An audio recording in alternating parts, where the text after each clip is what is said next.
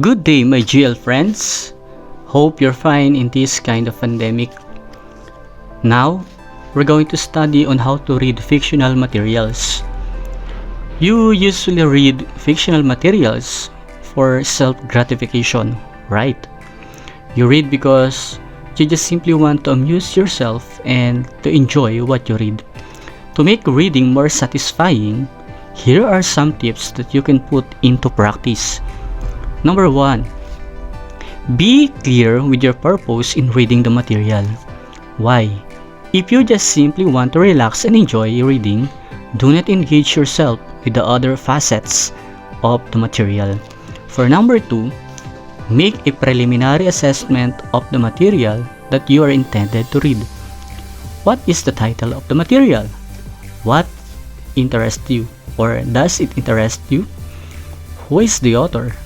How many pages does it have? Are there illustrations in this material? What do the illustrations suggest? These are some of those questions that we're going to use on how we make preliminary assessment on the material that you are intended to read.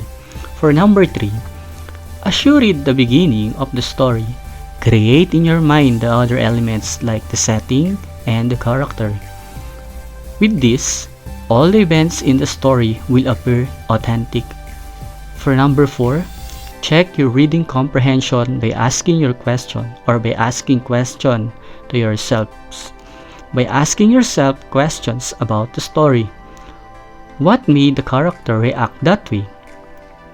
What was the writer's purpose in including that particular event in scene or scene in the story? For number 5, engage yourself in guessing game by speculating on the outcome of the events in the story. Do this to make your reading more pleasurable. For number 6, be patient in reading. If you fail to understand an important part of the story, go back and reread it. Last but not the least, make a check-up test about the material. Is this title appropriate? What feeling or emotion is aroused in you after reading the material or the story? What is the theme of the story? What message does the author want to convey to the readers? Or is he or she successful? These are just different tips on how to read a fictional materials. Hope once that you read a fictional material, you're going to apply these 7 tips that I discussed to you. This is GL. I hope that you learned something. Thank you and goodbye.